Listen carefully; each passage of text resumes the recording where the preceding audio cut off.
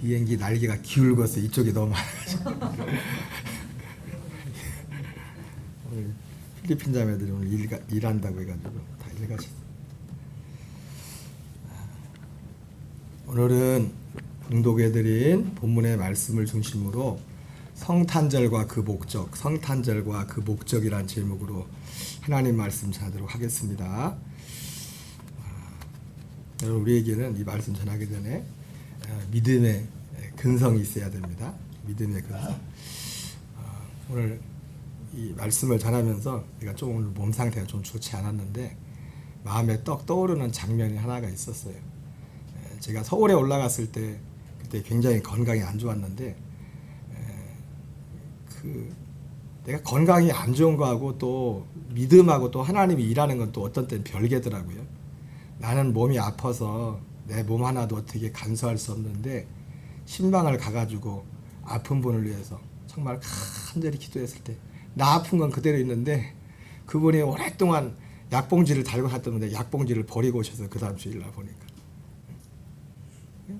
그러니까 오늘 또 무슨 생각이 나냐면 몇 가지 장면이 떠오르더라고요. 그러면서 말씀에 예수님이 너희 믿음이 겨다시 하는 만한 믿음이 있을지라도 이 산을 명하여 저기로 옮기라 해도 옮겨질 것이요. 우리가 볼 때에 지극히 작은 것 같은 그 믿음이 결코 지극히 작은 것이 아닙니다. 작은 것, 그 씨앗 하나 자체가 성전 문지방에서 물이 조금씩 스며 나왔지만 처음에 나올 때는 그것이 1,000척을 간듯 1,000척을 간적 1,000척을 간적 무릎에 차고 발목에 차고 무릎에 차고 허리에 차고 헤엄치지 못할 만한 강을 이룬 것처럼 이 시작은 우리 안에 지극히 작은 것이 있을지라도 지금은 고인이 되셨지만 조영기 목사님이 일본 선교를 사실 일본 선교가 참 쉽지 않은 거죠. 수백만 귀신들을 섬기는 거기라 그분 간증해 보면은 일본에 선교하려고 딱 갔는데 숙소에 딱 묵었는데 잠을 자려고 딱 이게 누우려고 하는데 갑자기 느낌이 있지 않습니까? 그 어둠이 강력한 어둠이 사단이 마귀가 이 목사님을 딱 잡은 거예요. 그 어느 정도냐면 숨을 쉬지 못할 정도로 막 숨이 탁탁 막히더래요. 그래서 막 속에 막 마음이 두려움이 생기면서 이 마음에 이게 굉장히 이게 어떻게 할 수 없는 여러분들도 신앙생활하면서 그런 경험들이 사람들마다 차이가 있을 수 있겠지만은 이게 어떻게 할 수가 없더래. 어떻게 할 수 이게 나 죽었다 완전히. 그 마귀가 하는 말이 내가 너를 잡으러 왔다. 내가 너를 잡으러 왔다 그러대요. 근데 그러면 여기서 이제 잡히면 끝나는 거지 않습니까? 여기서 그냥 이 마귀한테 넘어가면. 그래가지고 그 마음속에 그나 그 가슴속에 한 줄기 예수님의 이름을 붙들고 천천히 이게 기도하기 시작하는데 마치 조금씩 뭐가 풀어지기 시작하는 거예요. 조금씩 하면서 어느 한순간에 그 어둠의 역사가 물러가더래요. 그러니까 우리의 믿음이라는 것은 항상 우리의 신앙생활과 모든 조건이 다 맞춰져 있을가 아니라 모든 조건이 뭔가 막힌 것 같고 다 묶이는 같은 그 순간에도 우리가 하나님을 향한 작은 믿음의 하나의 씨앗 그것을 붙들고 나갈 때 우리의 능력과 우리의 어떤 환경과 관계없이 그분이 능력이 있기 때문에 그 예수님의 이름에 능력이 있기 때문에 그분의 역사가 우리 가운데 있는 줄 믿습니다. 어쨌든 오늘 주저리 오늘 제 얘기를 먼저 말씀을 드립니다. 자, 오늘은 성탄절과 그 목적입니다. 성탄절과 그 목적. 자, 그래 오늘 성탄절이란 무엇인가? 성탄절과 그 목적인데, 자, 성탄절이 무엇인가? 그 목적이 무엇인가에 대해서 한번 읽어보겠습니다. 시작. 성탄절이란 하나님이 복음의 중보자가 되기 위하여 사람으로 오신 날입니다. 오늘 제목은 두 가지죠. 성탄절이 무엇인가? 성탄절의 의미가 무엇인가? 의미가 무엇이고, 그리고 성탄절 예수님이 이 목적이 무엇인가? 그래서 여기 한 문장에 다 있죠. 성탄절은 하나님이 사람으로 오신 날. 한마디로 하나님이 사람으로 오신 날이 성탄절이고 그 목적은 하나님이 사람으로 오신 목적은 복음의 중보자가 되기 위하여 사람으로 오셨다. 이 한 문장에 다 써 있습니다. 성탄절이 뭐라고요? 성탄절이란 하나님이 복음의 중보자가 되기 위하여 사람으로 오신 날입니다. 여러 가지 표현할 수 있겠지만은 제가 오늘 전하고자 하는 말씀과 관련해서는 이것이 가장 정확한 표현입니다. 하나님이 복음의 중보자가 되기 위하여 사람으로 오신 날이다. 자, 마태복음 1장 23절을 같이 읽겠습니다. 시작. 보라, 처녀가 잉태하여 아들을 낳을 것이요 그의 이름은 임마누엘이라 하리라 하셨으니 이를 번역한즉 하나님이 우리와 함께 계시다 함이라. 예, 이 땅에 사람으로 오신 하나님이 임마누엘의 뜻이 뭡니까? 하나님이 우리와 함께 하시다 했죠. 그죠? 여기서 말하는 하나님은 누굽니까? 육체로 오신 하나님 예수님을 말하는 거죠. 그죠? 그래서 제가 오늘 성탄에 뭐라고 했어요? 하나님이 사람으로 오신다. 사람의 모습으로 오신 날이 성탄절이라고 했어요. 하나님이. 예수님은 하나님이십니다.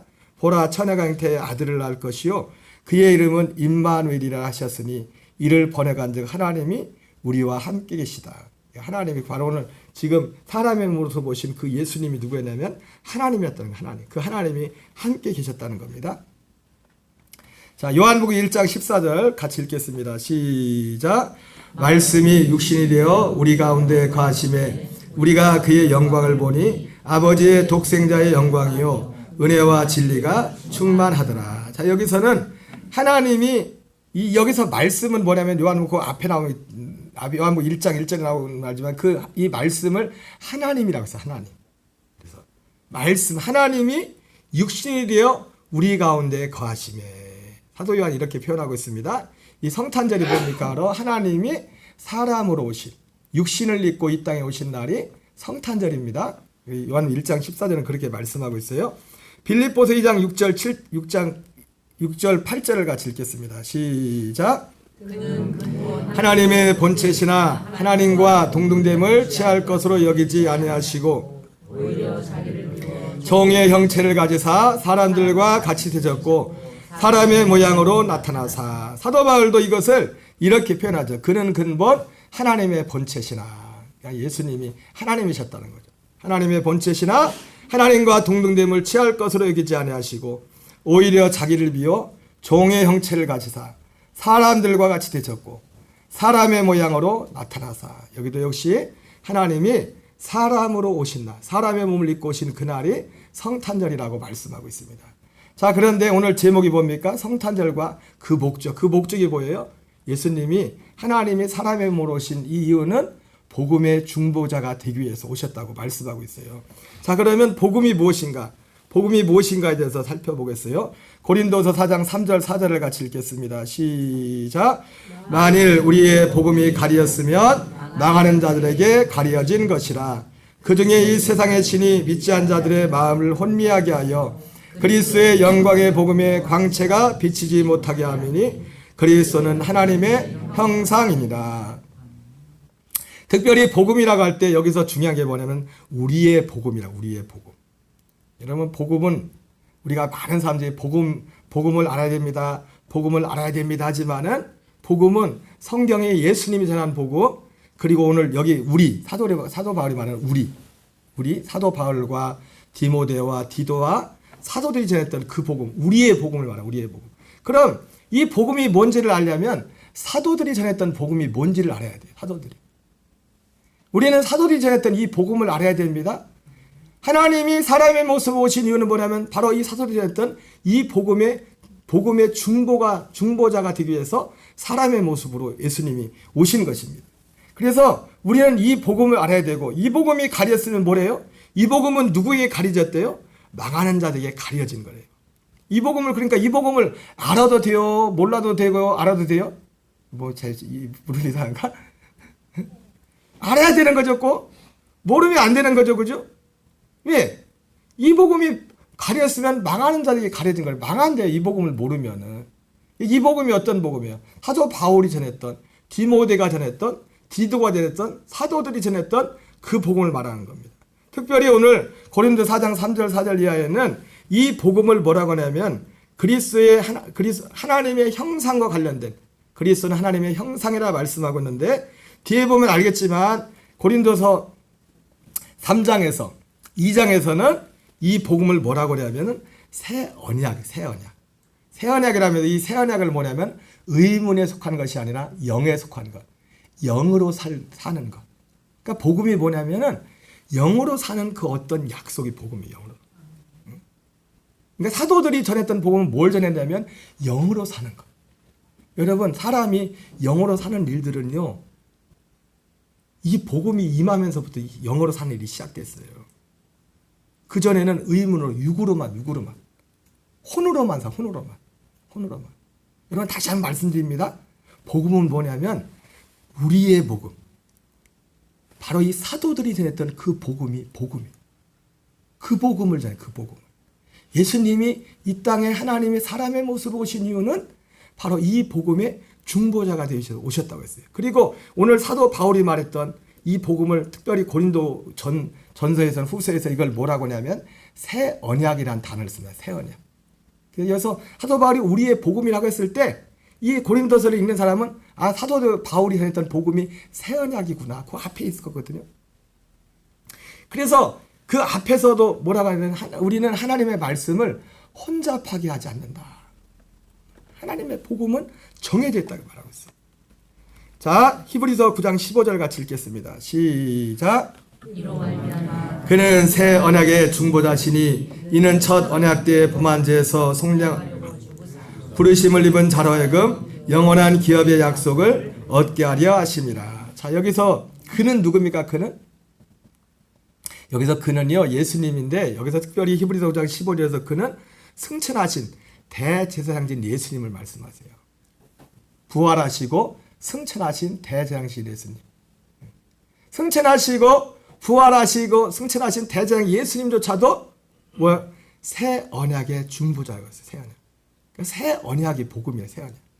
우리를 하나님의 영으로, 아들의 영으로 살도록 하게 하는 그 약속이 복음이라고. 그 약속이.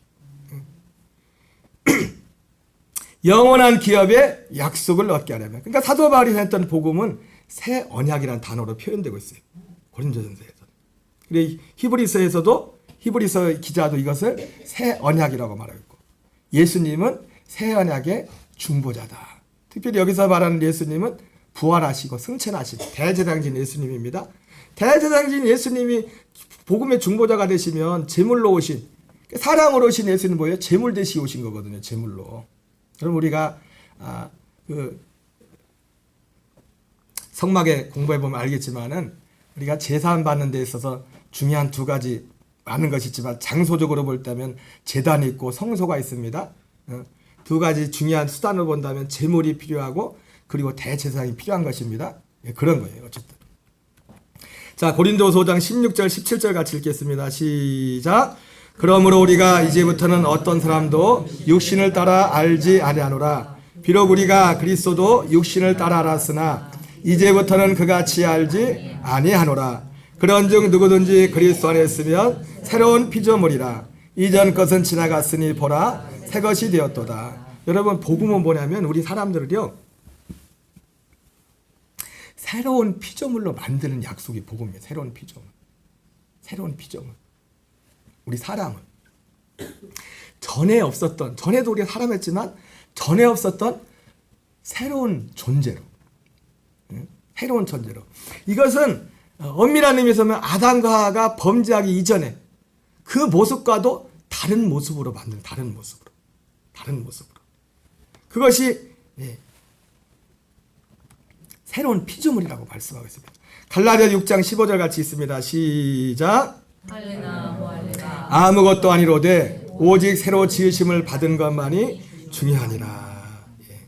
영어 성경에 보니까요, 하나님이 세시는 것은 이게 센다고, 카운트한다고 되어 있어요. 카운트한다. 하나님이 세는 것은 할래도 무할래도 means anything. 아무 의미가 없다.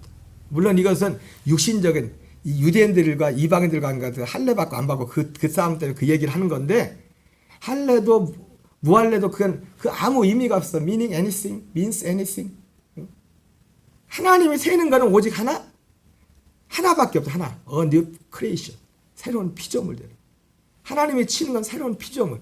이거밖에 없다고 오늘 말씀하고 있어요. 자, 에베소 2장 10절 같이 읽겠습니다. 시작. 우리는 그가 만드신 바라 그리스도 예수 안에서 선한 일을 위하여 지으심을 받은 자니 전에 예비하사 우리로 그 가운데서 행하게 하려 하심이라. 이 에베소 2장 10절은 우리가 잘 아는 에베소 2장 8절 9절에 의한 거죠. 에베소 2장 8절은 뭡니까? 구원에 대해서, 구원에 대해서. 너희가 그 은혜를 인하여 믿음으로 말미암아 구원을 받았나니 이렇게 말씀하면서 그 구원에 대해서 말하면서 그 구원을 이 10절에서는 뭐라고 하냐면 하나님이 우리를 만드는 것이라고 합니다. 영어 성경에 보면 God's workmanship, 하나님의 작품.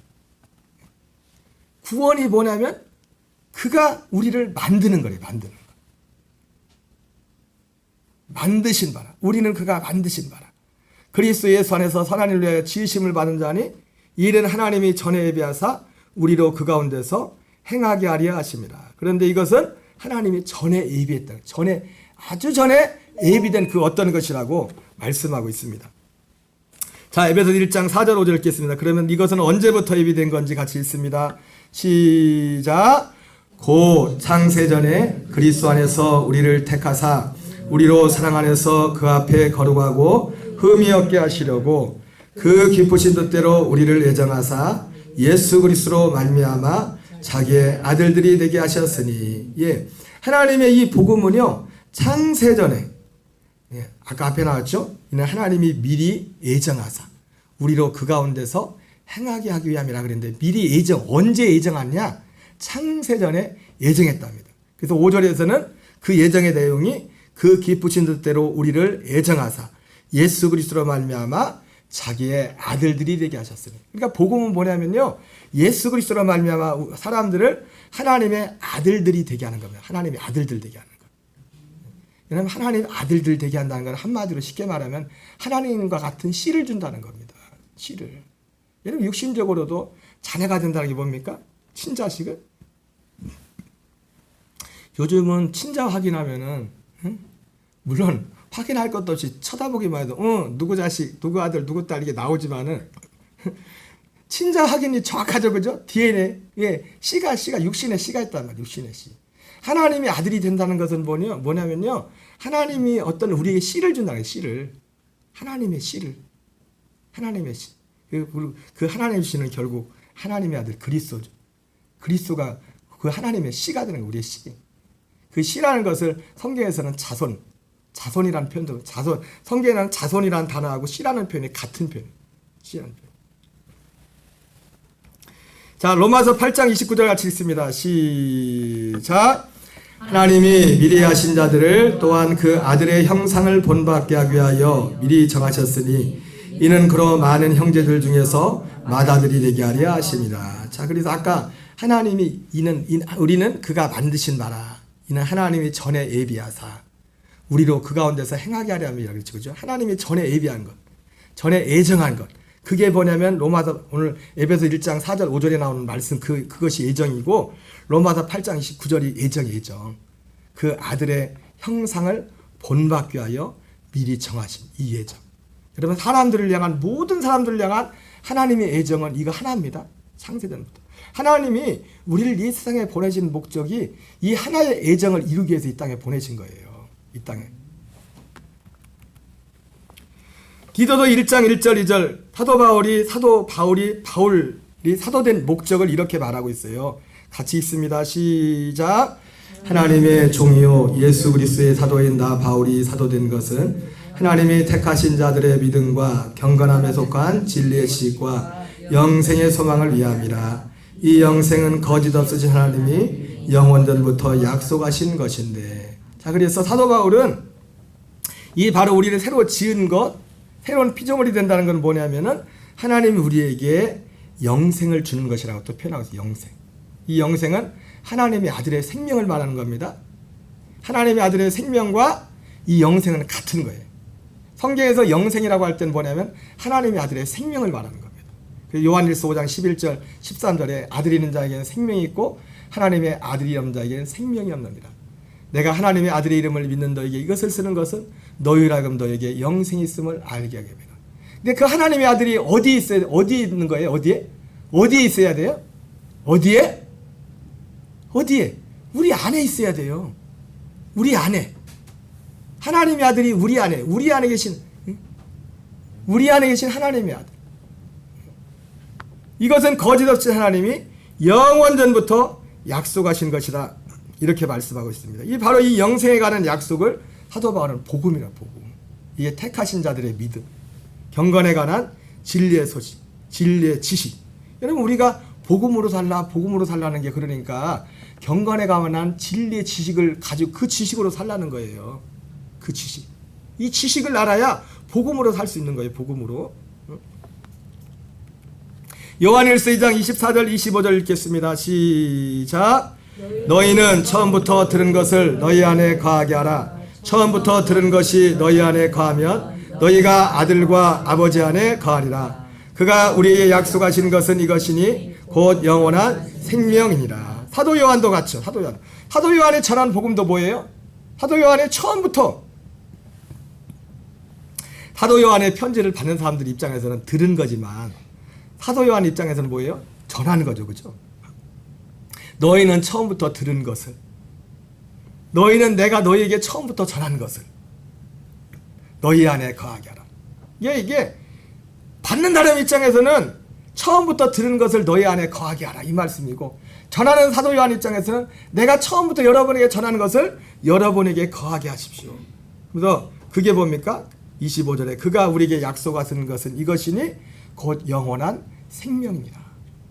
그러니까 사도 요한도 사도 바울도 뒤에 보면 사도 베드로도 그렇지만은 이들이 전했던 복음은 뭐냐면 하나님이 우리에게 하나님의 그 생명을 주는 거예요. 그러니까 오순절 이전에는요 어떤 사람도 이 생명을 받은 사람이 아무도 없어요. 그래서 아까 사도 바울이 새로운 피조물이라 했잖아요. 그죠? 여러분 이 새로운 피조물이라는 게 이 의미가, 그러니까 여러분들이 새로운 피조물이라는 이 의미가 대단한 거예요. 뭐냐면 전에는 없었던 거예요. 아예 없었던 거라고. 전에는 사람에게는 아예 약속만 돼 있었지 아예 이 새로운 피조물 된 사람이 아무도 없었다고요. 오순절 이전에는. 베드로후서 1장 4절 읽겠습니다. 시작. 그 보배롭고 지극히 큰 약속을 우리에게 주사 이 약속으로 말미암아 너희가 정욕 때문에 세상에서 썩어질 것을 피하여 신성한 성품에 참여한 자가 되게 하려 하셨느니라. 사도 베드로는 이것을 사도 바울은 방금 여러 가지로 표했지만 영생의 소망, 영생이라고 말했죠. 거짓 없인 하나님이 영원전부터 약속하신 것, 그 약속. 근데 이 거짓 없인 하나님이 영원전부터 약속하신 이 약속을 사도 베드로는 그 보배롭고 지극히 큰 약속이라고 표현하고 있어요. 이게 무슨 약속입니까? 영생에 관한 약속이에요. 똑같은 말이에요. 다른 단어를 다르게 표현했을 뿐이지 똑같은 말이라고. 그 보배롭고 지극히 큰 약속이 어떤 약속이라고요? 영생에 관한 약속이라고. 영생. 거짓 없인 하나님이 영원전부터 약속하는 것인데 그 영생에 관한 약속, 이 영생에 관한 약속으로 말미암아, 이걸 믿음으로 말미암아 우리에게 나타나는 효과가 무엇입니까? 이 약속으로 말미암아 너희가 정욕 때문에 세상에 썩어질 것을 피하여 신성한 성품에 참여한 자가 되게 하려 하셨느니라. 신성한 성품, 하나님의 성품에 참여한다는 겁니다. 여러분 성품은요 육신의 성품, 그러니까 이 생명이라는 것은요 그 생명의 특징이 있습니다. 콩 심은 데 콩 나고 팥 심은 데 팥 난다죠. 그죠? 이게 우리 안에 하나님을 닮는 것은 사람이 하나님을 닮을 수가 없어요. 모양은 낼 수 있지만 닮을 수는 없다고요. 닮을 수 없다. 하나님과 같은 생명이야만, 같은 생명이야만 닮을 수가 있는 같은 생명. 아까 말했죠. 우리 아들, 딸이 왜 저를 닮습니까? 제가 얼마 전에 우리 딸하고 오랜만에 통화했는데 그 추수감사절 기간이라 여기 그 감사하게도 우리 애가 있는 곳에는 한인들이 거의 없어요. 거의 없어가지고 한인들 만나기 힘든데 참 어떻게 거기 그 현지인교회 나가는데 현지인교회 오신 부부 중에 두 부부가 대학교 교수님 부부인데 둘 다 목사님이야. 그 교수님도 와이프 되는 분도 아버님이 다 목사님이시더라고요. 한 분은 순천 분이고 순천에 사시고 세상 좁아요. 그죠? 한 분은 이제 일산이 고향인데 추수감사절이라고 이제 아기가 난 지 얼마 안 됐거든요. 그 교수님. 그래서 아기 볼 겸 이제 가이드인데 저한테 전화를 바꿔주는 순간에 그 사모님이, 교수님 사모님이 딱 보는 순간에 어메 진하네 그러면 저거 진아 닮았어요? 똑같아요? 막 웃는 거예요. 저를 보면서 똑같다고. 예, 우리 진아는 제 씨가 분명히 맞습니다. 씨가 겉모습만 닮은 게 아니라요, 습관도, 겉모습만 닮은 게 아니라 성격도 많이 닮았어요.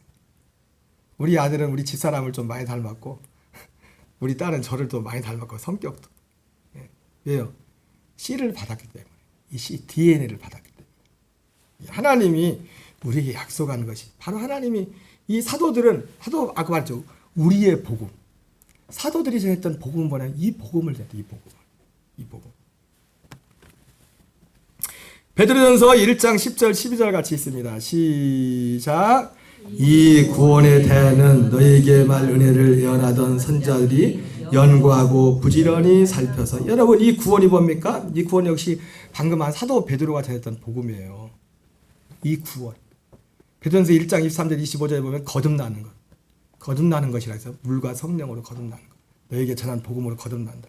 이 구원에 대해는 너에게 말 은혜를 예언하던 선자들이 연구하고 부지런히 살펴서 자기 속에 계신 그리스도의 영이 그 받으실 고난과 후에 받으실 영광을 미리 증언하여 누구를 또는 어떠한 때를 지시하는지 상고한지라. 여러분, 제가 이 11절을 보면은요, 떠오르는 장면이 하나 나옵니다. 그게 뭐냐면은 엠마오에서 예수님이, 부활하신 주님이 두 제자를 만나주잖아요. 근데 하면서 예수님이 아무리 말씀을 해도 그들이 믿지를 않아요. 그래서 예수님이 그들을 책망하죠.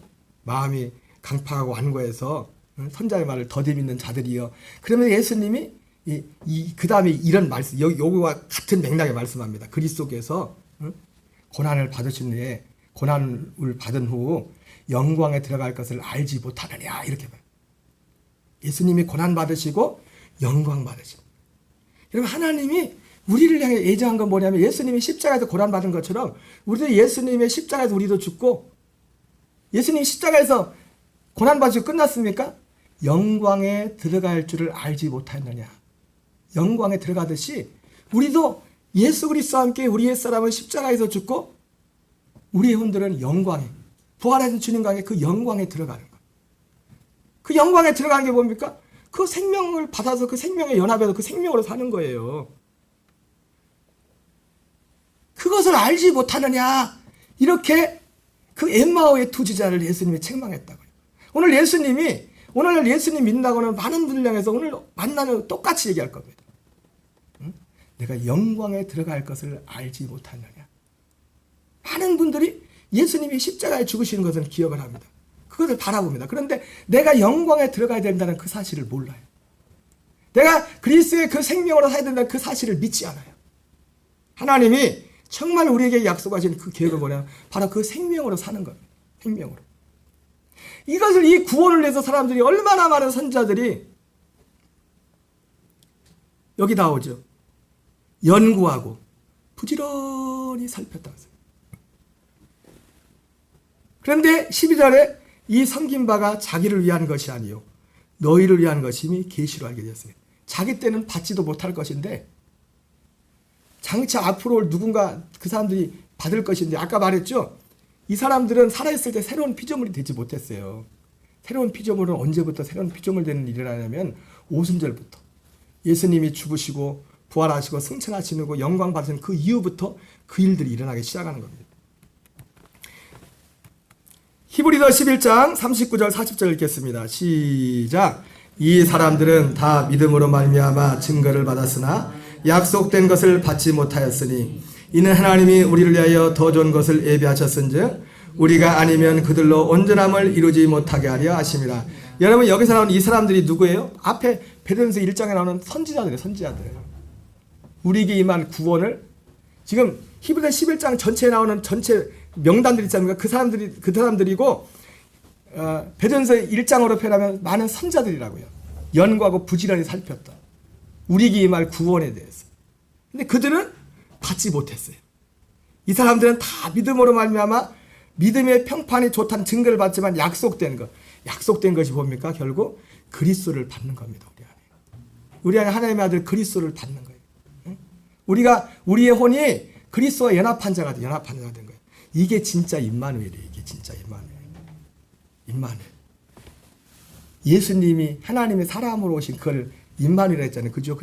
근데 사람으로 오시는 우리의 죄 문제는 어떻게 하지 못했어요. 그리고 시공간을 제약을 받으셨고, 그리고 우리를 죄에서 건지지 못했어요. 우리 안에는 그 악 하나를 어떻게 하지 못했어요.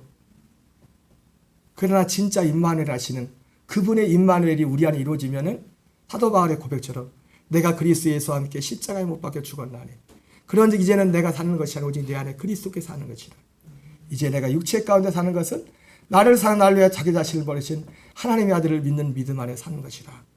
이렇게 실제로 데살로니가전서 5장 10절 말씀처럼 자든지 깨든지 주님과 함께 사는 그 은혜를 우리가, 여러분, 그것이 진정한 의미에서 임마누엘, 그게 진짜 임마누엘이에요. 임마누엘. 예수님이 이 땅에 성탄절, 임마누엘, 하나님이 우리와 함께 하시면, 육체로 오신 예수님, 그분은 하나님이셨습니다.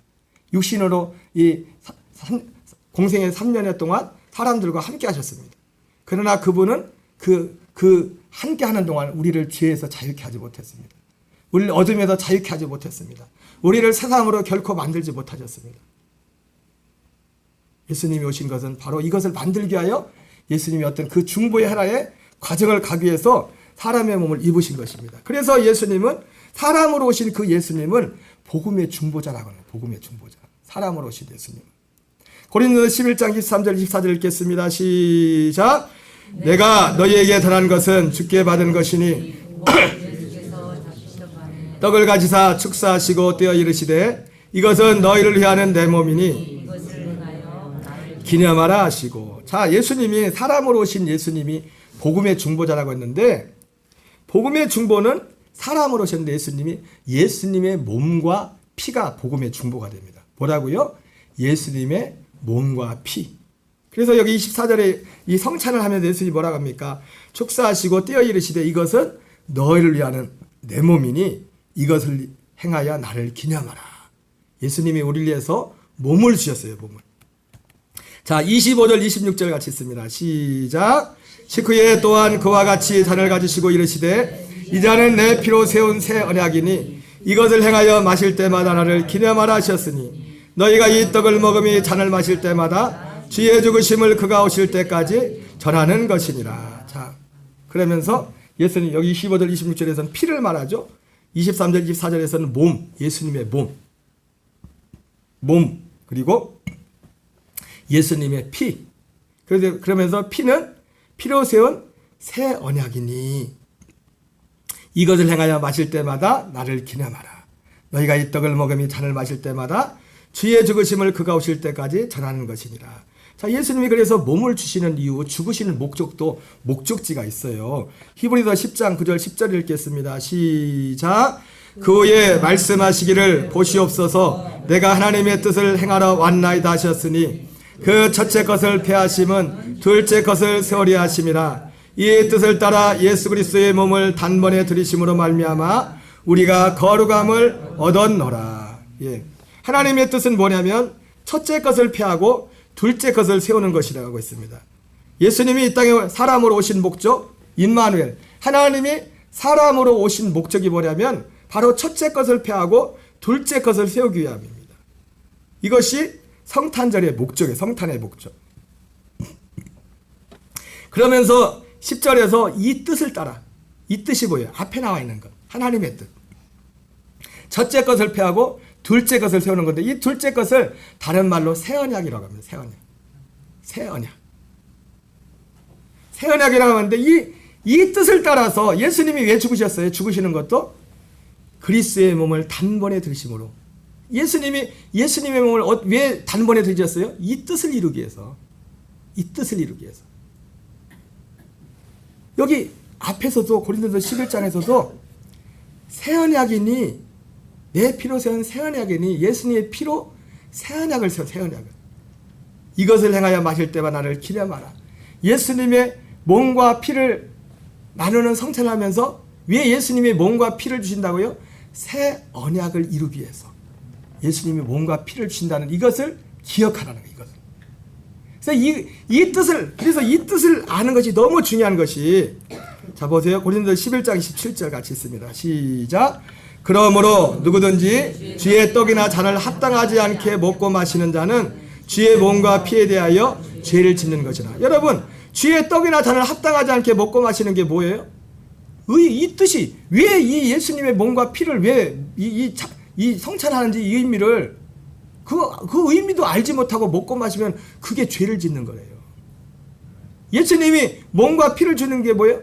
방금 말했잖아요. 복음의 중보라고. 새언약을 이루기 위해서. 그러니까 새언약을 알지 못하고 하나님의 복음을 이루기 위해서 새언약을 이루기 위해서 예수님이 죽으시고 이 몸도 피도 이렇게 주시는 건데 이것을 알지 못하고 먹고 마시면 그것이 하나님께 죄를 짓는 것이라고 사도 바울이 오늘 말하고 있는 겁니다.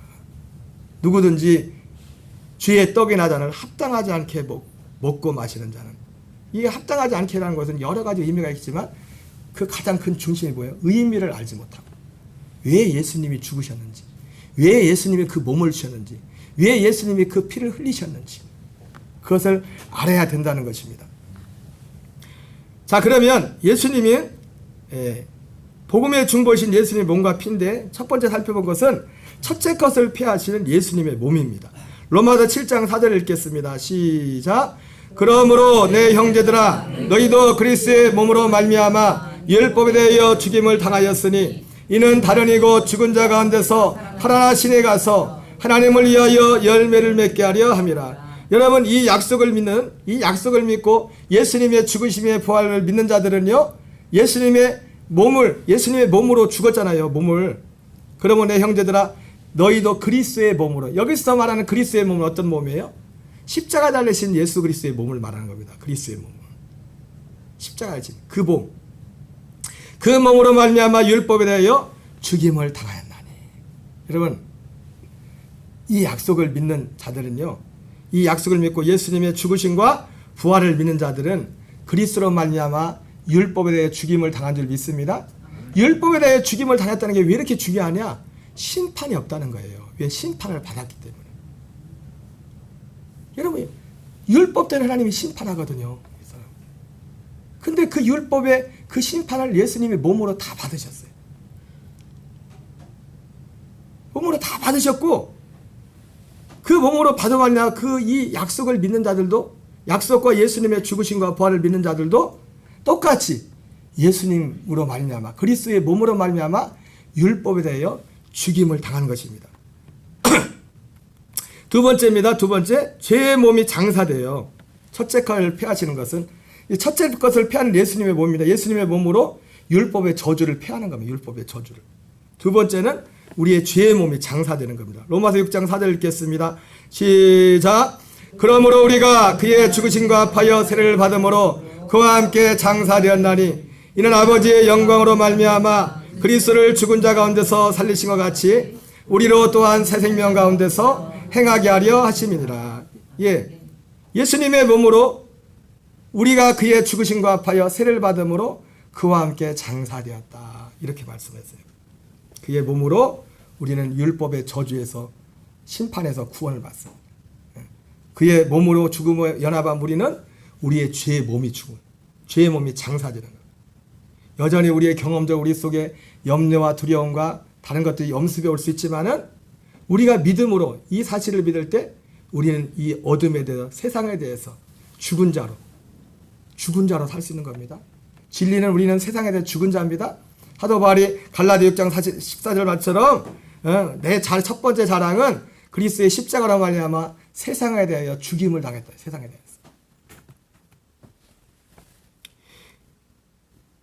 그리고 이 그리스도의 몸으로 세 번째, 그리스도의 몸으로 첫째 것을 폐하는 건 뭐냐면 우리로 하여금 하나님의 성소에 들어갈 그 길을 열어주셨어요. 히브리서 9장 7절 8절 읽겠습니다. 시작. 오직 둘째 장막은 대제사장이 홀로 1년에 한 번씩 들어가되 자기와 백성의 허물을 위하여 드리는 피 없이는 아니하나니 성령이 이로써 보이는 것은 첫 장막에 서 있을 동안에는 성소에 들어가는 길이 아직 나타나지 아니한 것이라. 여러분, 우리가 우리의 혼이 죄사함 받으려면 어디에 들어가냐면 성소에 들어가는 겁니다. 구약 시대에도 죄사함이 이루어질 때는 성소에 그 피를 대제사장이 1년에 한 번씩 가지고 들어갔다고 했어요. 피를 가지고. 그런데 성령이 이로써 보이신 것은 첫 장막에 섰을 동안에는 성소에 들어가는 길이 아직 나타나지 않았어요. 구약시대에 대제사장만 1년에 한 번씩 들어가는 어떤 의식의 행사가 있었지 우리의 혼들이 실제로 하늘의 성소에 들어가는 일이 없었다고요. 근데 예수님이 죽으심으로 몸으로 그 성소에 들어갈 수 있는 길을 열어줬어요. 히브리서 10장 19절 20절 읽겠습니다. 시작. 그러므로 형제들아 우리가 예수의 피를 힘입어 성소에 들어갈 담력을 얻었나니 그 길은 우리를 위하여 휘장 가운데 내려놓으신 새로운 살 길이요 휘장은 곧 그의 육체니라. 예수님이 우리의 혼들을 우리의 몸은 아까 보니까 우리 예수님의 몸으로 우리가 율법에 대해서 심판을 받고 우리의 죄의 몸도 장사했잖아요. 우리는 끝났어요. 우린 심판이 끝났다고요. 예수님으로 말미암아 더 이상 심판받을 이유가 없어요. 더 이상 죄의 종로 날 이유가 없어요. 그것뿐만 아니라 예수님의 몸으로 휘장 여기 휘장은 뭐예요? 그의 육체라 했죠. 예수님의 몸으로 이 휘장이 가려져서 거기를 들어갈 수 없거든요. 성소에 들어갈 수 없거든요. 왜? 성소에 들어가서 우리 혼의 죄를 사하는 그런 일들이 일어나거든요. 그런데 예수님의 몸으로 일단 뭐예요? 몸으로는 이 휘장을 열어가지고 성소에 들어갈 길을 열었어요.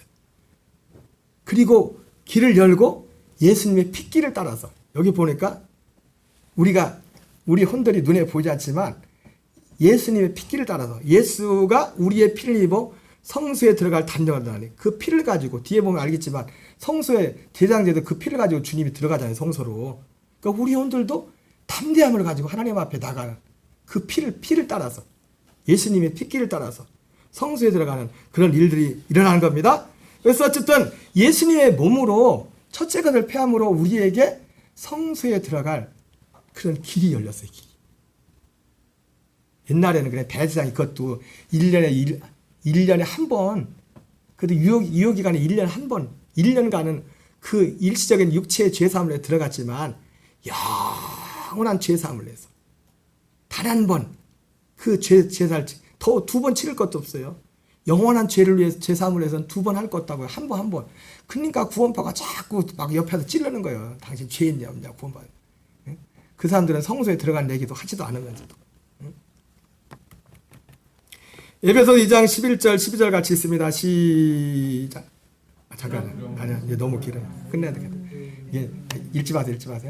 이게 세 번째. 그리고 네 번째는 뭐냐면 이 예수님의 몸으로요. 원래 유대인들과 이방인들이 이 약속, 결국 이 복음이 원래는 누구에게만 전해졌냐면 유대인들에게만 복음이 전해졌어요. 유대인들의 통해서만. 물론 모두에게 전해졌지만 어떻게 하다 보니까 시간이 흐르다 보니까 유대인들에게를 통해서만 이게 흘러왔다고요.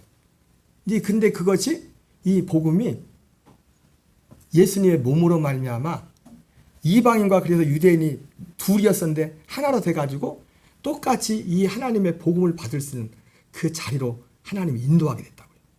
모든 사람들을.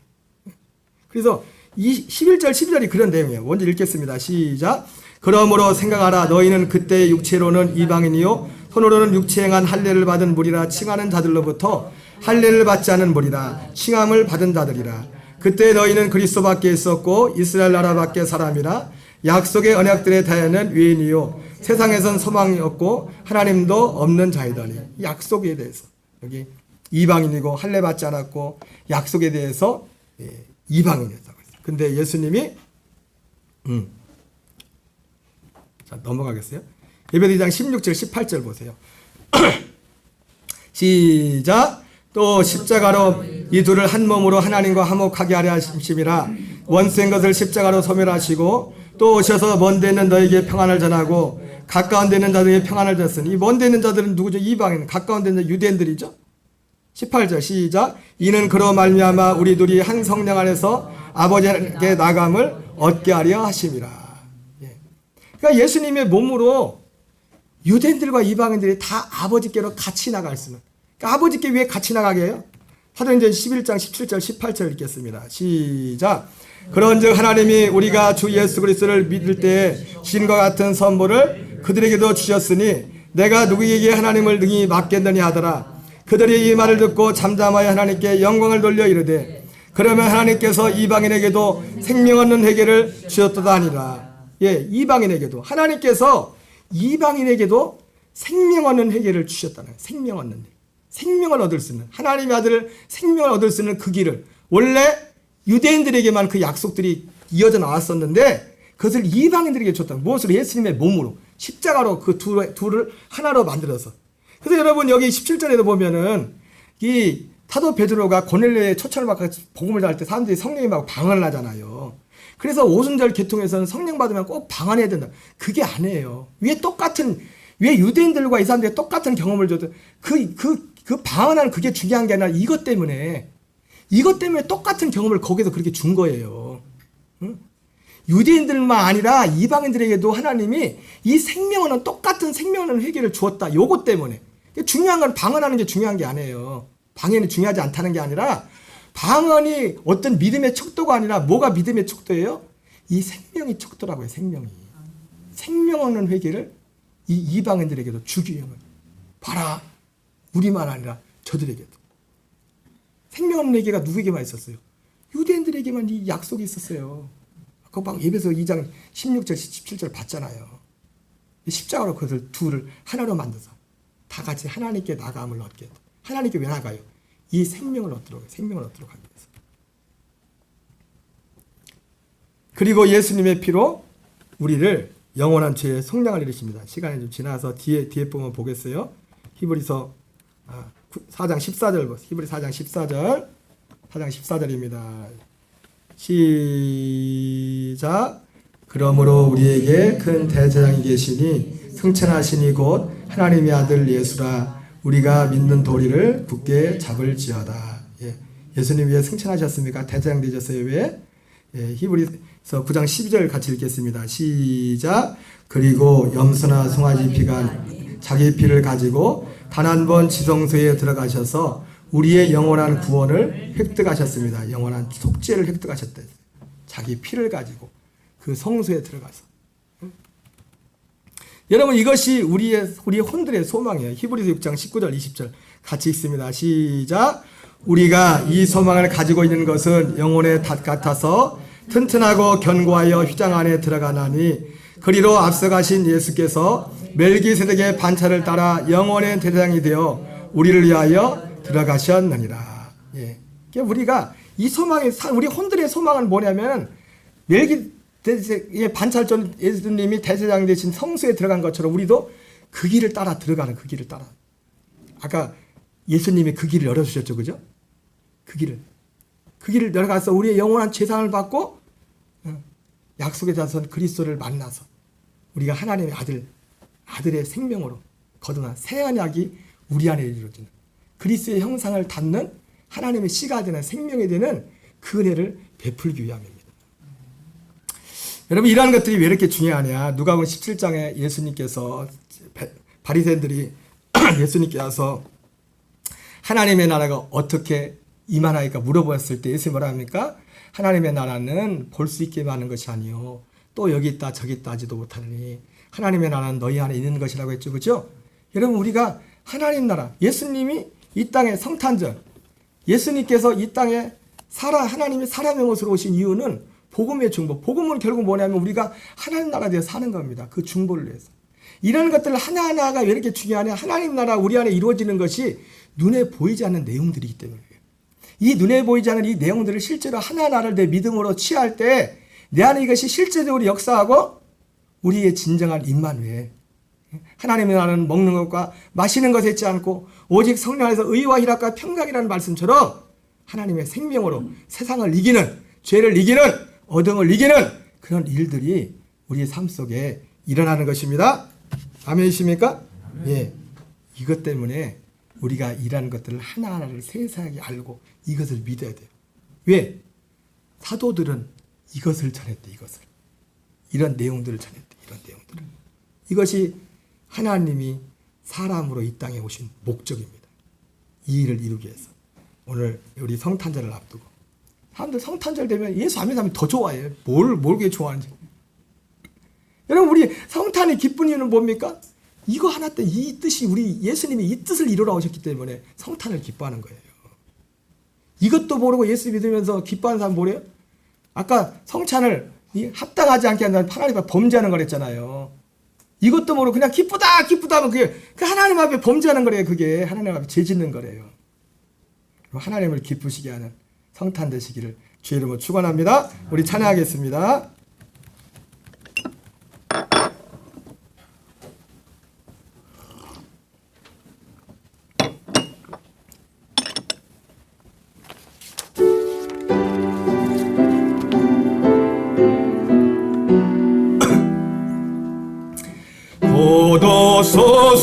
나의 마음